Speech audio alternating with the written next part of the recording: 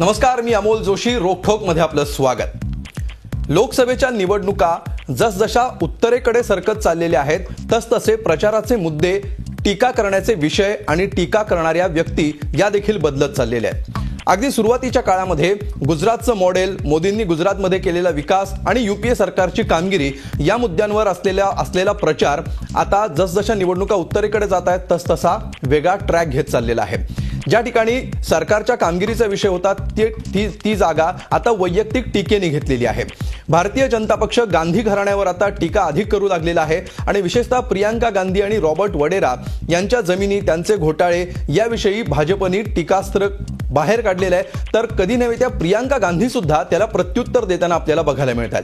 त्यातच दुसरी महत्त्वाची गोष्ट म्हणजे भाजपचे जे संभाव्य साथीदार सरकारमध्ये असू शकतात असं समजलं जातं त्या पक्षांवरच भाजपने टीका करायला सुरुवात केलेली आहे. यामागे नेमकी काय स्ट्रॅटेजी आहे, की ती एक चूक आहे, याविषयी देखील चर्चा सुरू झालेली आहे. अशा सगळ्या मुद्द्यांचा परामर्श आज आपण घेणार आहोत प्रियंका विरुद्ध मोदी याच्या खास कार्यक्रमात.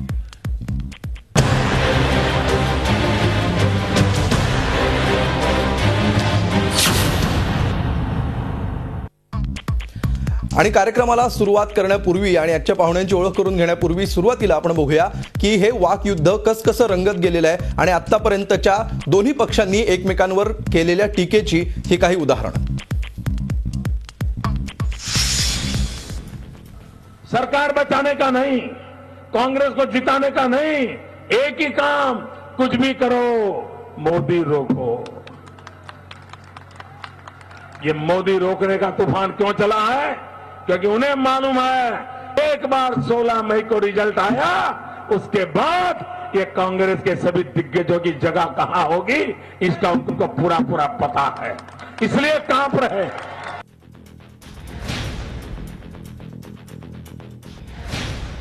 जनता को संबोधित करते हैं तो जनता को ये बताइए कि आप क्या करना चाहते हैं उसके लिए, क्योंकि जो समझ, जो विवेक जनता में है वो और किसी में नहीं है. जनता सब समझती है. आपके गुजरात का मॉडल भी समझती है जिसमें आपने कौड़ियों के दाम पे हजारों एकड़ जमीन अपने दोस्तों को दी. आपकी स्वच्छ राजनीति भी समझती है जिसके मिसाल कल आपके बगल में खड़े हुए उस जनता को हाथ में रहे थे. मैडम सोनिया जी अमेठी में जाकर के अमेठी के नागरिकों को कह रही है कि मेरे बेटे को संभालिए,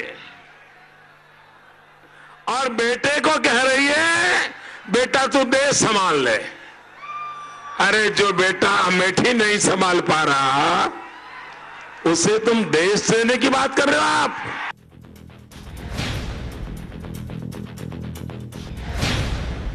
यही लोग जो आज राहुल जी की आलोचना करते हैं, इन्होंने ही राजीव जी की आलोचना की. लेकिन आज जो क्रांति इस देश में उनकी नीतियों की वजह से आई, जो फायदा देश की जनता को हुआ, अमेठी की जनता को हुआ, उसको कोई नहीं नकार सकता. इसी तरह से राहुल जी की दूरदर्शी सोच है. राहुल जी ने भी जब अमेठी का विकास का काम शुरू किया तो उन्होंने इस सोच से किया कि आगे बढ़कर आज से 5 सालों में, आज से 10 सालों में यहाँ पे कितनी तरक्की आ सकेगी.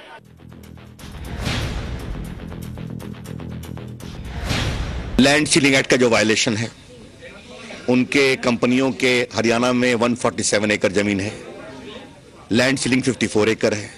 आपको रिटर्न देना पड़ेगा, नहीं दिया तो वो अपराध है, आपके खिलाफ कार्रवाई हो सकती है.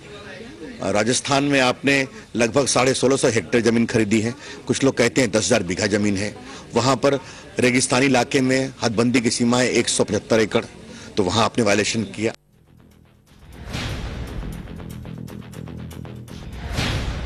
मुझे मालूम था कि चुनाव के 1-2 दिन पहले इनके झूठों का सिलसिला दोहराया जाएगा. इसमें कुछ नया नहीं है और इनको करने दीजिए. जितना करेंगे उतना, जितना करना चाहें करें. मैं इनसे नहीं डरती हूँ, मैं किसी से नहीं डरती हूँ और मैं इनकी विनाशक और नकारात्मक और शर्मनाक राजनीति के खिलाफ बोलती रहूंगी। तर प्रियांका विरुद्ध मोदी या विषयावर चर्चा करण्यासाठी आपल्या सोबत आहेत काँग्रेस पक्षाचे प्रवक्ते सचिन सावंत, त्याचबरोबर पुण्यातून आहेत भारतीय जनता पक्षाचे प्रवक्ते माधव भंडारी, पुण्यातूनच या चर्चेत सहभागी होत आहेत ज्येष्ठ सामाजिक कार्यकर्ते आणि राजकीय विश्लेषक कुमार सप्तर्षी, तर आपल्या स्टुडिओमध्ये माझ्या शेजारी बसलेले आहेत ज्येष्ठ राजकीय विश्लेषक आणि ज्येष्ठ पत्रकार प्रकाश बाळ जोशी। तुम्हा चौघांचंही स्वागत। या चर्चेला आपण सुरुवात करूया सचिन सावंत यांच्यापासून। सचिनजी, सुरुवातीच्या काळामध्ये भारतीय जनता पक्ष यूपीएच्या कामगिरीवर टीका करत होता। जसजशा निवडणुका उत्तरेकडे सरकत चाललेल्या आहेत तसतसा गांधी घराण्यावर टीका करण्याचं प्रमाण वाढलेलं आहे आणि विशेषतः प्रियांका गांधी आणि रॉबर्ट वडेरा यांच्यावर टीका करण्याचं प्रमाण वाढलंय आणि ते इतकं वाढलंय की प्रियांका गांधींना आता समोर येऊन ते असं सांगतायत की दररोज आपल्या पतीला टार्गेट केलं जातंय, कुटुंबाबद्दल वाईट बोललं जातंय, त्यामुळे मी व्यथित झालेले आहे। भाजपच्या या स्ट्रॅटेजीबद्दल आपलं मत काय आणि भाजप बोलतंय त्यात तथ्य नाही असे पुरावे काँग्रेस का सादर करत नाही? नाही, एक लक्षात घेतलं पाहिजे की पहिली गोष्ट अशी की संघाची मानसिकता जी आहे तीच पहिल्या सुरुवातीला ह्या हीन मानसिकतेची आहे। कारण एकेताचं चारित्र्य हनन करावं, वैयक्तिक टीका करावी, विस्परिंग कॅम्पेन करावी संघाची ही झालेली आहे। त्यामुळे भाजपची भूमिका एका लेवलपर्यंत त्या दृष्टिकोनातून असणं साहजिकच आहे। परंतु मोदींच्या येण्यानं ती पातळी अजून घसरलेली आहे। कारण याच्या अगोदरही देखील मोदींचा तुम्ही जर एकंदर राजकीय प्रवास बघितला तर वैयक्तिक टीका इतक्या टोकाच्या पातळीवरती, इतक्या खालच्या पातळीवरती जाऊन त्यांनी केलेली आहे। जसा तुम्ही 2012चे गुजरातच्या निवडणुकीमध्ये सोनियाजींच्या बद्दल 1880 कोटी रुपये खर्च त्यांच्या मेडिकल बिलाच्या संदर्भात झाले, त्याचा पुरावा त्यांना देता आला नाही, माफी मागू म्हणाले ते माफी देखील मागितले नाही। सरक्रिक सारखा आंतरराष्ट्रीय मुद्दा गुजरातच्या निवडणुकांमध्ये त्यांनी काढला, तोही आता विसरून गेले। त्यामुळे त्याच्याही अगोदर केशुभाई पटेल असेल किंवा त्या सगळ्या तत्सम नेत्यांच्या बद्दल अत्यंत वाईट हीन पातळीवरती त्यांनी चर्चा केलेली आहे। आता ह्या संदर्भामध्ये आज ज्या तऱ्हेनं परिस्थिती निर्माण झालेली आहे की आज त्यांना कळून चुकलेलं आहे की या ठिकाणी आता सत्ता मिळू शकत नाही, सत्तेच्या पर्यंत पोहोचू शकत नाही। हजारो कोटीचे खर्च त्या ठिकाणी झालेला आहे, सगळ्या कॉर्पोरेटने पैसा लावलेला आहे। आता ते कॉर्पोरेटना उत्तर काय द्यावं, ते कपडे कोणाकोणाचे फाडणार आहेत ते आता आपल्याला दिसून येतील। त्याच्यानंतर या दृष्टिकोनातून आता त्यांची एक हतबलतेची भूमिका राहिलेली आहे। त्यामुळे एकंदर पहिल्या सुरुवातीला मी गुजरात डेव्हलपमेंट मॉडेल, ते गुजरातचं डेव्हलपमेंट मॉडेल लोकांना कळून चुकलं की याच्यामध्ये काही अर्थ नाही आहे, बोगस आहे। त्याच्यानंतर आता त्यांनी सुरुवात केली की करप्शनच्या मुद्द्यावरती आणि भ्रष्टाचाराच्या मुद्द्यावरती त्यांनी जे एकंदर पाहिलं तर त्यांच्याकडे प्रश्नचिन्ह भरपूर मोठी मोठी आहेत। पुरुषोत्तम सिंग सोळंकी आहे, बाबू बोकारी आहे, त्यालाही उत्तर त्यांना देता येत नाही। शेवटचं अस्त्र जे आहे ते उत्तर प्रदेश आणि बिहारच्या काळामध्ये कम्युनल अजेंडा। सचिनजी, जर काँग्रेसने अदानींचा आणि मोदींचा संबंध जोडला नसता, तो मुद्दा प्रचारात घेतला नसता तर कदाचित भाजपने रॉबर्ट वडेरांचा पण मुद्दा आणला नसता असं तुम्हाला वाटतंय? दोन्ही मुद्दे हे अत्यंत वेगवेगळे आहेत। अडानींचा मुद्दा ज्या वेळेला काढला जातो त्यावेळेला त्या क्रोनिक कॅपिटॅलिझमच्या संदर्भामध्ये गुजरातच्या डेव्हलपमेंट मॉडेलमध्ये व्यावसायिक लोकांना कशा तऱ्हेनं ते ठिकाणी प्रबळता दिली जाते आणि सामान्य वर्गाला कशा तऱ्हेनं डावलला जातं हा मुद्दा होता। आणि वड्रांचा मुद्दा हा इंडिव्हिज्युअल एका बिझनेसमनचा संबंध त्या ठिकाणी सोनिया गांधी, राहुल गांधींच्या परिवाराच्या संदर्भामध्ये जोडून त्या ठिकाणी दाखवण्याचा प्रयत्न चाललेला आहे। हा वैयक्तिक चारित्र्य हननाचा भाग आहे, ज्याला सुप्रीम कोर्टाने चपराक दिलेली आहे की एखाद्या पॉलिटिशियन घराण्याशी त्याचा संबंध असेल तर त्या ठिकाणी त्याचा तो दोष होत नाही, हे सुप्रीम कोर्ट ज्यावेळेला म्हणतं याच्यापेक्षा मोठी चपराक नाही। आज अत्यंत हीन पातळीवरती वैयक्तिक बाबतीमध्ये झालंय, त्यांना मुद्द्यांवरती त्यांना चर्चा करता येत नाहीये, हे यातनं स्पष्ट होत आहे। बिलकुल। माधव भंडारी, सचिन सावंतांनी हा जो मुद्दा मांडलाय त्यावर काय उत्तर आहे तुमचं?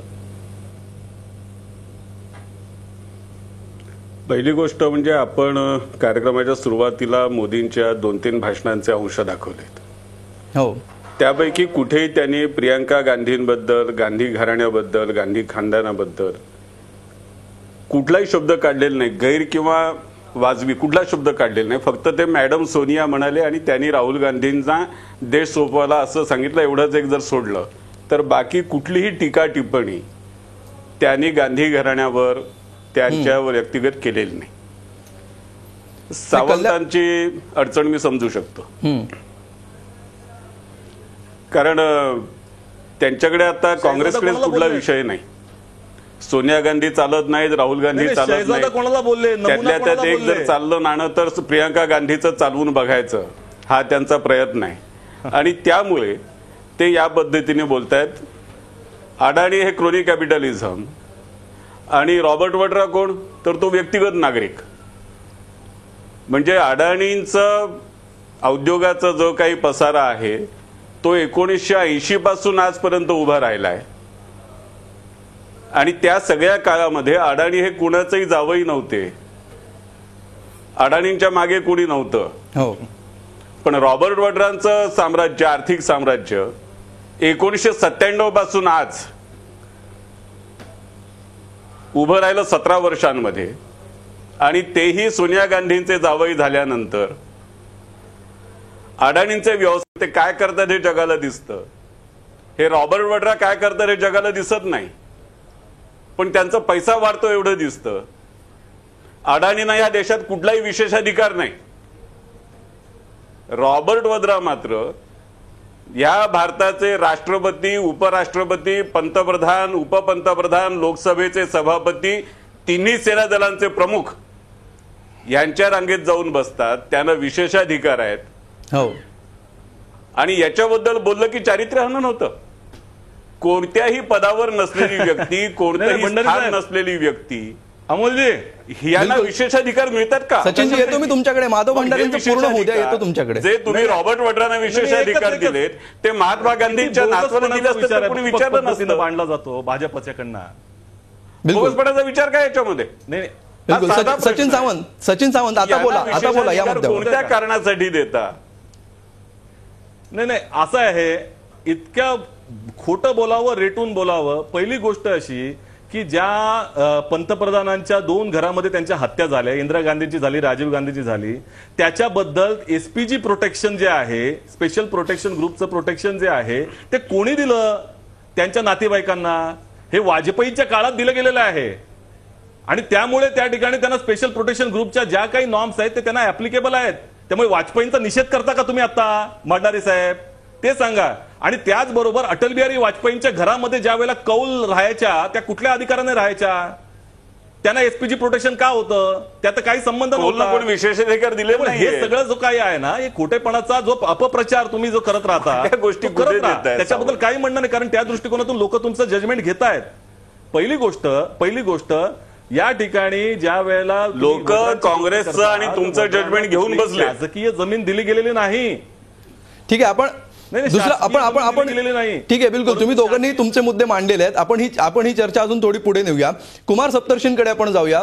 सप्तर्षी सर, आतापर्यंत अगदी 6व्या टप्प्यापर्यंत ही निवडणूक युपीएचा कारभार, गुजरात मॉडेल या मुद्द्यावर होती, आणि अचानक आता ती प्रियंका गांधी, रॉबर्ट वड्रा याकडे चाललेली आहे. प्रियंका गांधी देखील अचानकपणे आता चर्चेत आलेल्या आहेत, समोर आलेल्या आहेत, त्या सभा घेत आहेत, आपल्या प्रतिक्रिया देत आहेत. राहुल गांधी आता दिसत नाहीयेत मागच्या 2 दिवसामध्ये. प्रियंका गांधी आता सगळीकडे मोर्चा सांभाळताना आपल्याला बघायला मिळत आहेत.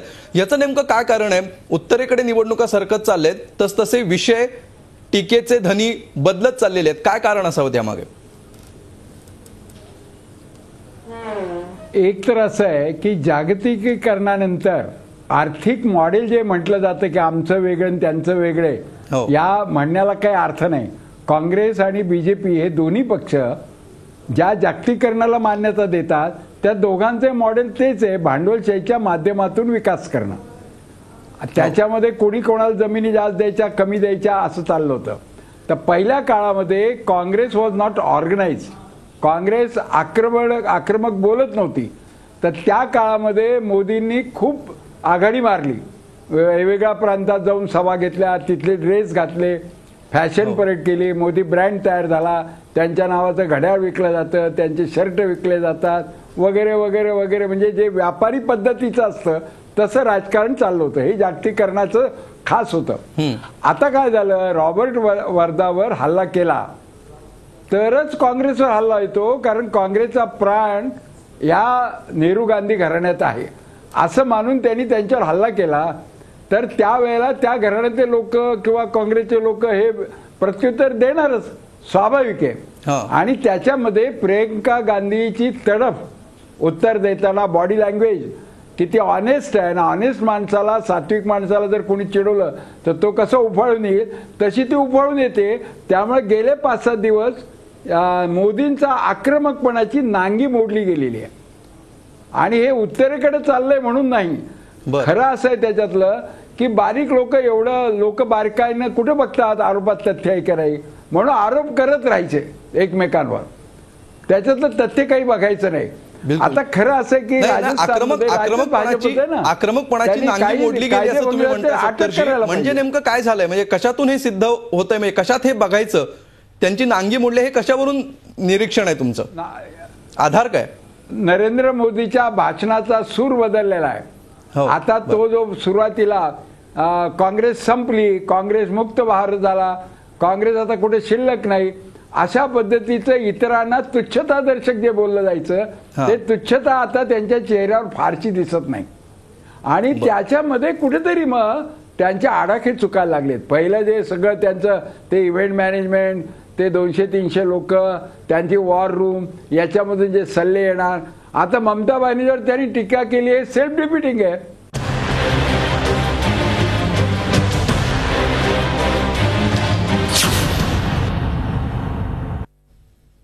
भाजपकडून प्रियांका गांधी आणि रॉबर्ट वडेरा यांना का टार्गेट केलं जाते, त्यामागची स्ट्रॅटेजी काय आहे याविषयी आपण चर्चा करतो आहोत. प्रकाश बाळ जोशी आपल्यासोबत आहेत. प्रकाशजी, भाजपची ही जी नवी रणनीती गेल्या काही दिवसांमध्ये अवलंबलेली आहे, प्रियांका गांधींना रॉबर्ट वड्रांना ते टार्गेट करतात, तर ही रणनीती भाजपच्या किती फायद्याची ठरेल असं तुम्हाला वाटतंय, किती बुमरँग होऊ शकते? वॉल स्ट्रीट जर्नलमध्ये ज्यावेळेस पहिल्यांदा रॉबर्ट वड्रा यांची संपत्ती आणि त्याच्याविषयी जे क्रोनी कॅपिटलिझम आहे त्याच्यावर मोठा लेख आला, त्यावेळेपासून भाजपने मला वाटतं हा विषय हाताळायला सुरुवात केली. म्हणजे त्याचा ओझरचा उल्लेख मोदींनी केला. आणि त्यानंतर आपण जर भाजपची टीका बघितली तर ती डायरेक्ट प्रियंका गांधींवर नव्हती, त्यांनी रॉबर्ट वड्रालाच आपलं टार्गेट केलं, त्या पद्धतीने त्यांची टीका चालू होती. बरोबर. परंतु ज्यावेळेस त्यांना असं दिसलं की कोणीच त्यांना सपोर्ट करत नाही, त्यावेळेस प्रियंका गांधी ही ज्या फक्त त्यांच्या फॅमिलीचे ज्या 2 सीट्स आहेत त्या ठिकाणी लिमिटेड असा प्रचार करत होती. त्यावेळेस तिने हा विषय घेतला की जर तुम्ही जर अशा पद्धतीने माझ्या पतीवर जर टीका करणार असाल तर मी गप्प बसणार नाही. अशा पद्धतीने अतिशय सहजपणे त्यांचं समर्थन करता करता अनेक मोठ्या विषयांना हात घातला. आपण जर बघितलं तर मागच्या निवडणुकीत सुद्धा आणि या निवडणुकीत सुद्धा काँग्रेस पक्षानं प्रियंका गांधीला एक ठराविकच रोल दिलेला होता. परंतु भाजपनं ज्या पद्धतीने टीका केली त्यामुळे त्यांचं म्हणजे ज्या केवळ रायबरेली आणि अमेठीमध्ये त्याच 2 क्षेत्रापुरत्या मर्यादित होते, त्या प्रियंका गांधी पूर्ण देशाच्या पुढे आल्या. आणि या निवडणुकीत पूर्ण प्रचार यंत्रणा जी काँग्रेसची आहे ती प्रचार यंत्रणा त्याच चालवतात का काय अतिशय आक्रमक पद्धतीने, अशा प्रमाणे त्या समोर आल्या आहेत. त्यामुळे कधी कधी असं वाटतं की प्रियंका गांधींवर डायरेक्ट इनडायरेक्ट टीका करून भाजपनं कुठेतरी टॅक्टिकल ब्लंडर मिस्टेक केली आहे का काय? बिलकुल, असं सुद्धा म्हणजे त्यांना सुद्धा वाटत असेल. बिलकुल. माधव भंडारी, जो मुद्दा सप्तर्षींनी मांडला ब्रेकवर जाण्यापूर्वी त्याच्याविषयी तुम्ही उत्तर द्याच. आणि त्याचबरोबर आज प्रियंका गांधींनी जो दुसरा मुद्दा मांडलेला होता तो मुद्दा असा होता की राहुल गांधींवर जशी आत्ता टीका होतीये भाजपकडून तशीच टीका एकेकाळी राजीव गांधींवर सुद्धा झालेली होती. आणि त्यानंतर राजीव गांधींनी या देशामध्ये काय करून दाखवलं हे सगळ्यांच्या समोर आहे. त्यामुळे त्यांनी राजीव गांधी आणि राहुल गांधी यांची तुलना केलेली होती. तुम्हाला असं वाटतं का राजीव गांधींनी ज्या तोडीचं काम केलं त्या तोडीचं काम राहुल गांधी करू शकतील? मला स्वतःला काय वाटतं हा मुद्दा गौण आहे. देशातल्या जनतेला काय वाटतं हा त्यातला खरा मुद्दा आहे. आणि देशातल्या जनतेला राहुल गांधींच्या नेतृत्वाबद्दल काय वाटतं हे गेल्या 1.5-2 महिन्यामध्ये आपल्याला बघायला मिळालं. हिंगोलीमधली ठरलेली सभा रद्द करावी लागली. राहुल गांधींच्या अनेक सभांना लोकांचा प्रतिसाद नव्हता. तब्येतीच्या कारणामुळे असतील, सोनियाजी प्रचारामध्ये फारशा सहभागी झाल्या नाहीत. आणि त्यामुळे मग आपलं बुडतं तारू सांभाळण्यासाठी काँग्रेसकडे प्रियंका गांधी हा एकमेव आधार शिल्लक राहिला. आणि आता त्यांनी पुढे केलंय. बरं, काँग्रेस हे काही नवीन नाहीये. 2 वर्षापूर्वी ज्या विधानसभांच्या निवडणुका झाल्या त्या सगळ्या विधानसभा निवडणुकांच्या शेवटच्या टप्प्यामध्ये प्रियंका गांधी अशाच पद्धतीने प्रचारात आल्या होत्या. 2009च्या लोकसभा निवडणुकीमध्ये सुद्धा शेवटच्या टप्प्यात प्रियंका गांधी प्रचारात आल्या होत्या. त्यामुळे आता काँग्रेसने प्रियंका गांधींनी काही नवीन केलं अशातला भाग नाही. मी मगाशी सांगितल्याप्रमाणे भाजपने प्रियंका गांधींवरती काही टीका केलेली नाही, करण्याची आवश्यकता काही मला वाटत नाही. रॉबर्ट वड्रांवरती सुद्धा जे प्रश्न उपस्थित केलेत ते त्यांच्या आर्थिक व्यवहारांबद्दल उपस्थित केलेत, वैयक्तिक वागणुकीबद्दल उपस्थित केलेले नाहीत.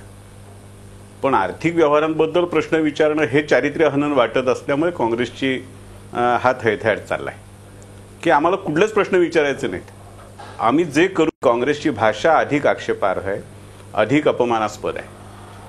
तुम्हाला सगळ्यांना प्रश्न विचारायचे जसे अधिकार आहेत तसं तुम्हाला सुद्धा लोक प्रश्न विचारतील. त्या प्रश्नांची उत्तरं जनतेला देण्याची तयारी असली पाहिजे, पण ती तयारी यांची नाही आणि म्हणून ही अडचण आहे.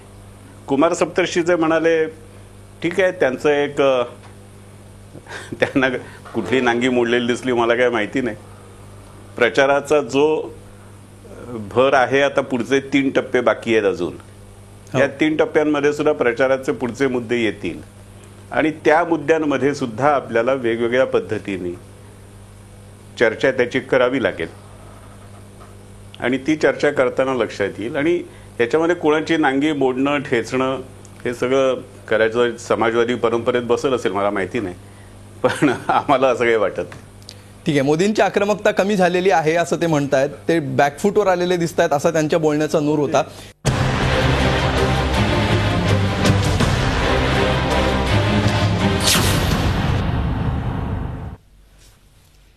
प्रियंका विरुद्ध मोदी याविषयी आपण चर्चा करतो आहोत.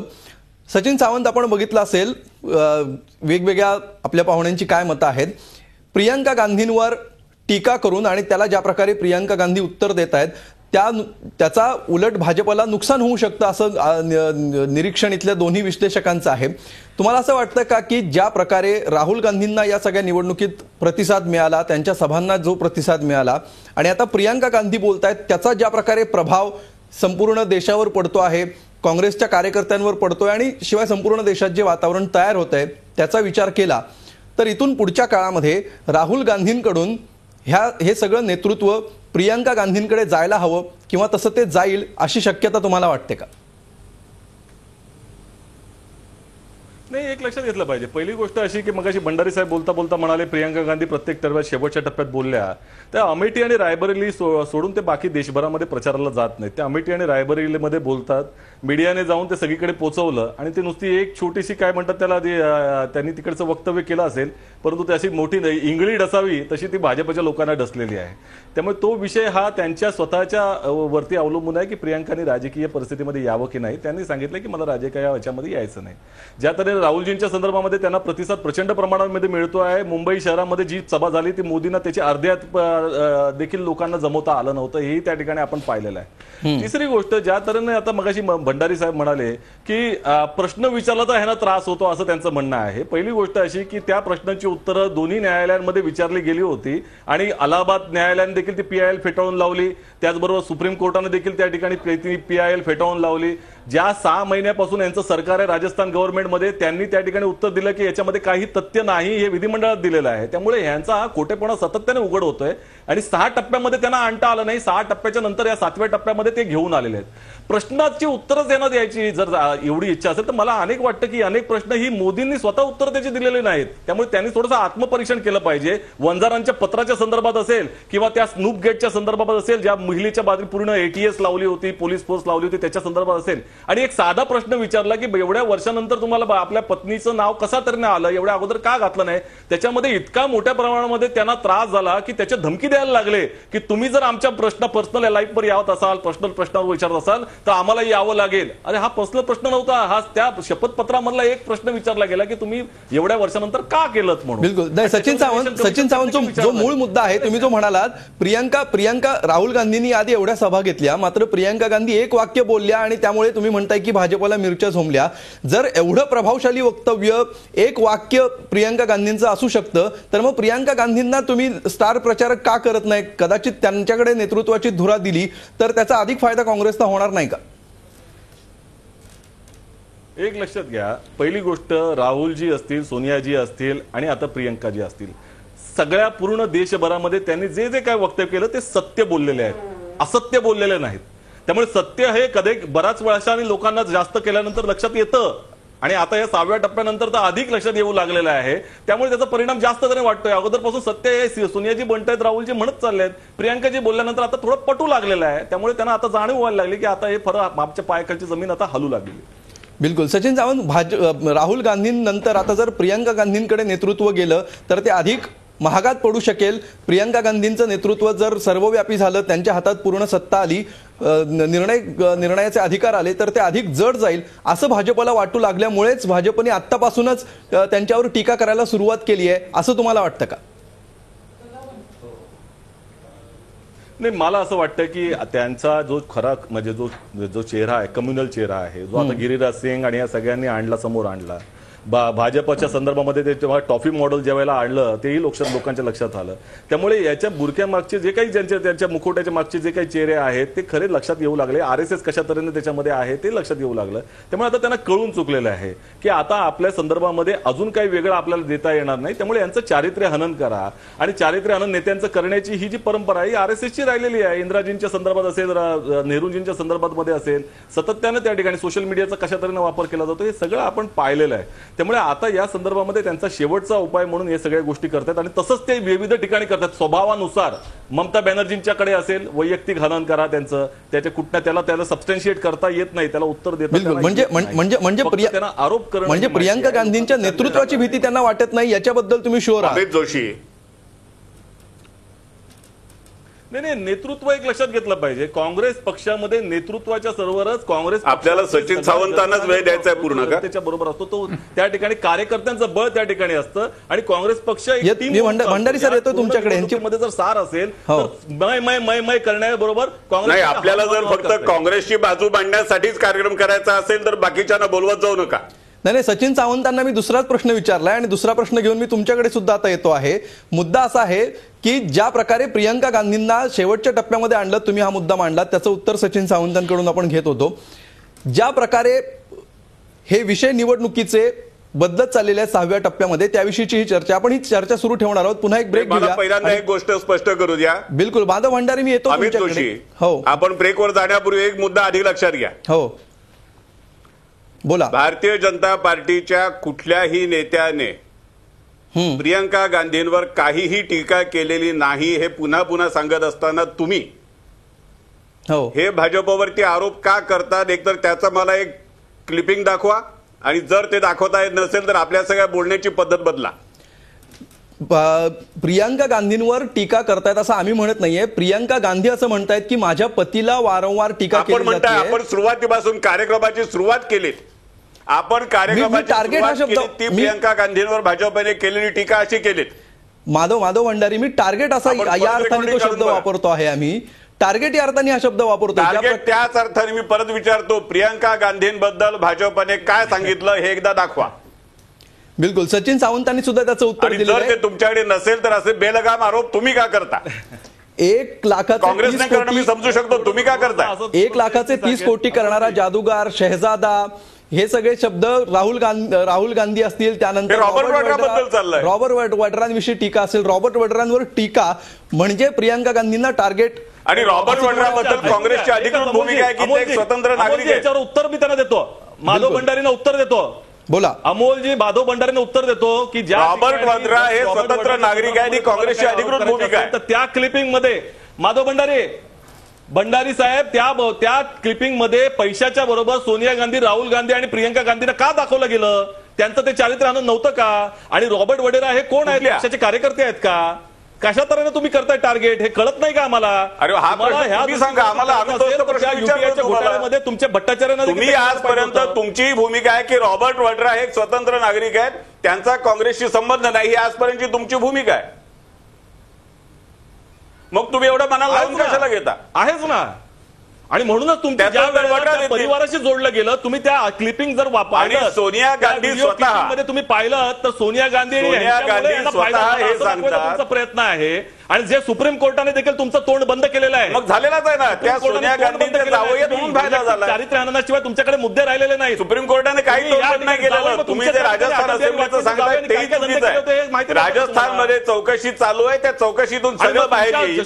म्हणजे त्या ठिकाणी एकदा माधव भंडारी, तुमचं म्हणणं असं आहे की आम्ही प्रियंका गांधींना टार्गेट केलेलं नाही, प्रियंका गांधींवर आम्ही कुठलीही टीका केलेली नाही, रॉबर्ट वड्रांवर टीका केलेली आहे, ती वैयक्तिक त्यांच्यावर टीका केलेली नाही, त्यांच्या विरोधात जे आरोप आहेत, जे कागदपत्र आहेत त्याच्या संदर्भात आम्ही टीका केलेली आहे. या टीकेला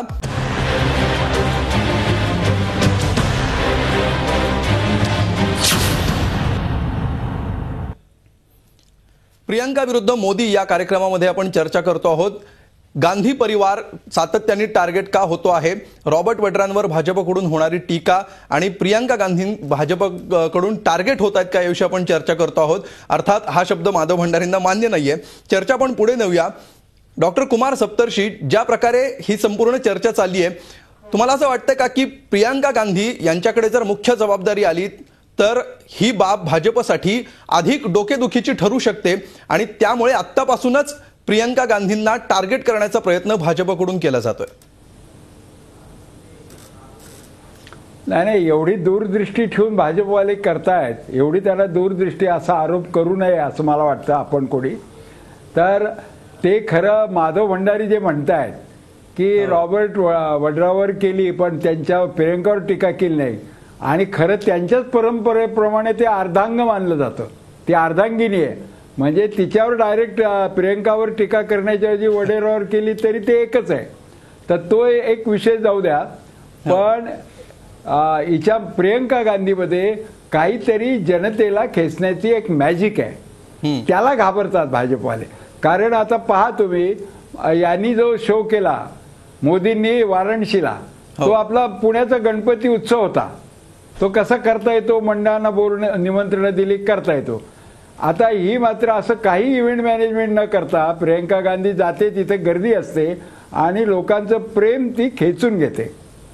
तर हे जे वैशिष्ट्य आहे ते राहुल गांधीमध्ये नाही असं यांनी म्हटलेलं आहे. पण राहुल गांधीमध्ये सुद्धा काही थोडंफार असेल, पण ते शहजादा म्हणून प्रियंका गांधी आरोपांच्या क्षेत्राच्या बाहेर राहिल्या आणि अचानक एखादा धूमकेतू यावा तशा आल्या आता ह्या वेळात.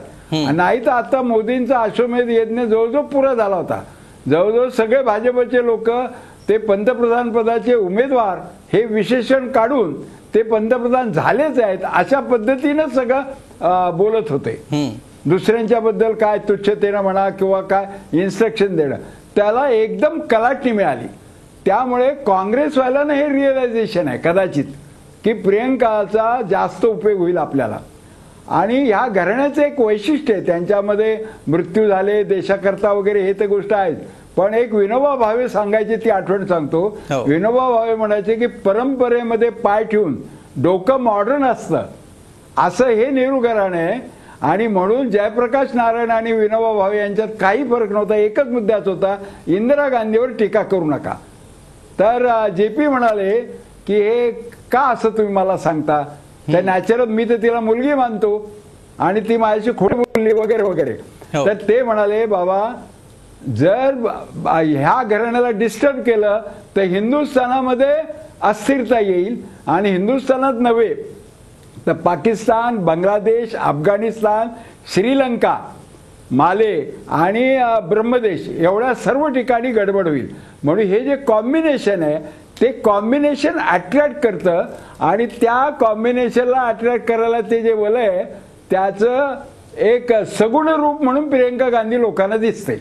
आणि त्यामुळे मोदींचं एकदम, कारण मोदींचं सगळं ब्रँडवर चाललेलं आहे, मेकअप करून रोज चाललेलं आहे, याला मेकअप वगैरे काही करावं लागत नाही, हे आपलं सहजगत्या चाललेलं आहे.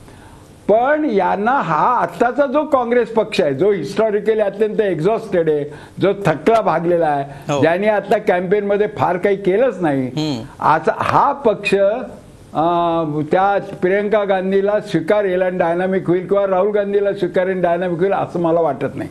तो वेगळा मुद्दा आहे. म्हणजे जर यांच्यानंतर काँग्रेस राहिली तर ती वेगळी काँग्रेस असेल. हा एक मुद्दा आहे. तर आता आम्ही आजूबाजूला इलेक्शन नगर जिल्ह्यात बघितलं, पुण्यात बघितलं, तर काँग्रेसवाले जीव तोडून काम करताना कुठे दिसले नाहीत. बिलकुल. दुसरा एक जो महत्वाचा मुद्दा आहे प्रकाशजी, जे पॉसिबल अलाय समजले जातात भारतीय जनता पक्षाचे निवडणुकीनंतरचे, त्यांच्यावर भाजपने टीका करायला आता सुरुवात केलेली आपल्याला बघायला मिळते. त्याच्यामध्ये मग ममता बॅनर्जी असतील किंवा फारुख अब्दुल्ला असतील यांच्यावर जोरदार टीका सुरू आहे. तुम्हाला काय वाटतं की ही भाजपची स्ट्रॅटेजिक मिस्टेक आहे म्हणून असं होतंय, की त्याच्या मागे सुद्धा भाजपची काही वेगळी रणनीती असू शकते? नाही, आपल्या सर्वांना जे समजतं की निवडणुकीनंतर ममता असतील, जयललिता असतील, यांची जर मदत लागली तर मोदींना ती घ्यावी लागेल. हे मोदी आणि त्यांचे जे कोण प्लॅनर्स असतील त्यांना समजत असेल किंवा समजत नसेल असं म्हणणं धाडसाचं होईल. बरोबर. मला तर असं वाटतं की त्याच्या मागे सुद्धा त्यांचं जे मुळात त्यांची जी स्ट्रॅटेजी आहे की पोलराइज द वोट्स, त्याचाच हा एक भाग आहे. म्हणजे तुम्ही जर फक्त आपण पश्चिम बंगालचं जर उदाहरण घेतलं तर पश्चिम बंगालमध्ये ममता जर असं जे एक विस्परिंग चाललं होतं की ममता निवडणुकीनंतर NDAकडे परत जाऊ शकतात, त्याच्यामुळे त्यांचे मुस्लिम समर्थक जे आहेत ते कुठेतरी त्यांच्या दूर जातात असं लक्षात आलेलं होतं. त्यामुळे मोदींनी केलेला अटॅक हा एक प्रकारे ते जे कन्सॉलिडेशन ऑफ वोट्स आणि पोलरायझेशन आहे त्या दृष्टीने मग ते मतं डावे पक्ष आपल्या मागे येणार डाव्या पक्षांकडे जाणार नाही, खात्री असल्यामुळे डाव्या पक्ष कधी NDAला समर्थन करणार नाही. त्यामुळे ते ममतांकडे गेले तरी चालतील, परंतु डाव्या पक्षांकडे जाऊ नयेत किंवा काँग्रेसलाही कुठल्याही प्रकारे त्याचा फायदा होऊ नये, अशा प्रकारची एक रणनीती भाजपची असावी असा माझा निश्चित समज आहे. बिलकुल. माधव भंडारी, याविषयी तुम्हाला काय वाटतं? दुसऱ्या महायुद्धामध्ये जर्मनीनं ज्याप्रमाणे सगळ्यांनाच एकदम अंगावर घेतलेलं होतं तशा प्रकारची ही काही स्ट्रॅटेजी आहे का भाजपची? एकदम दुसऱ्या महायुद्धाची तुलना करण्याची काही आवश्यकता नाही. हे काही महायुद्ध नाहीये. निवडणुका संपल्यानंतर पुन्हा आयुष्य सुरळीत पहिल्यासारखंच चालणार असतं, त्यामुळे ती तुलना करणं अयोग्य आहे. दुसरा त्यातला भाग असा आहे की ममता बॅनर्जींवरती टीका करताना मोदीजींनी एकच साधा प्रश्न विचारला की 2010 मध्ये ज्या कलाकाराचं एकही चित्र विकलं गेलं नव्हतं त्या कलाकाराचं चित्र एकदम एका वर्षात 2 कोटी 4 कोटींनी विकलं गेलं, हे कसं काय? एवढाच प्रश्न विचारला. बाकी याच्या चारित्र्य हनन कुठला आलं? आणि हा त्यांच्या पक्षाने अधिकृतपणे दिलेला जो हिशोब आहे त्याच्यावर विचारलेला प्रश्न आहे. आता ह्याच्या आपल्या सगळ्यांना एक मी सांगतो, काँग्रेसला प्रियांका गांधींना मध्यवर्ती ठिकाणी आणणं, सेंटर स्टेजला आणणं ही काँग्रेसची आज गरज आहे, आजच्या घडीची गरज आहे. आणि त्यामुळे हे सगळे उद्योग चालू आहेत. आपल्याला जेव्हा वाटतं की ममता बॅनर्जींवरती टीका केली, फारुख अब्दुल्लावर टीका केली, भाजपने आपल्या संभाव्य मित्रपक्षांना दुखवण्याचं काय कारण आहे? मुळामध्ये हे पक्ष आमच्याबरोबर आज नाहीत. त्या राज्यांमध्ये त्यांची आणि आमचीच लढत आहे. आता त्या ठिकाणी जर आम्हाला त्यांच्याशी संघर्ष करायचा आहे, आम्हाला लढत करायची, तर आम्हाला त्यांच्यावर टीका करावीच लागणार आहे. त्यामुळे आज आम्ही 16 तारखेनंतर आम्हाला कोण मित्रपक्ष मिळतील याची गणित आज नाही करत आहोत.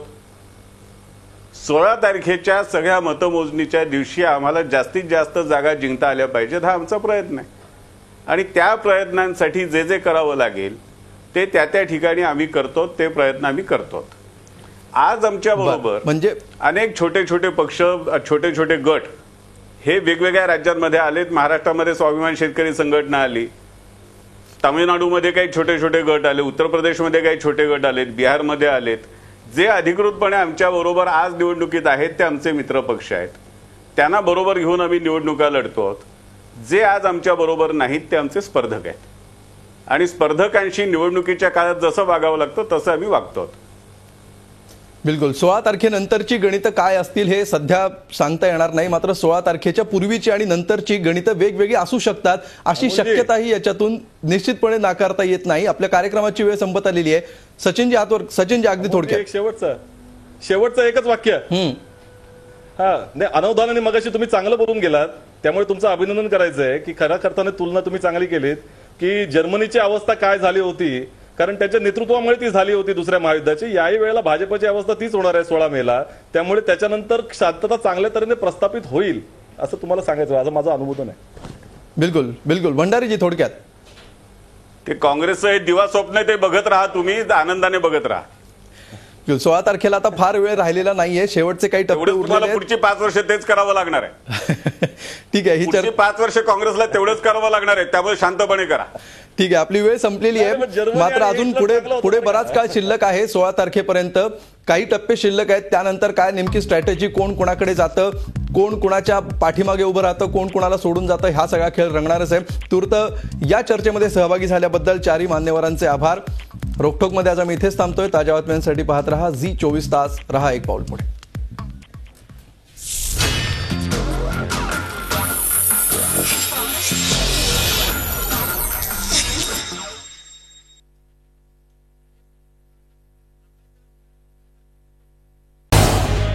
झी 24 तास रहा एक पाऊल पुढे.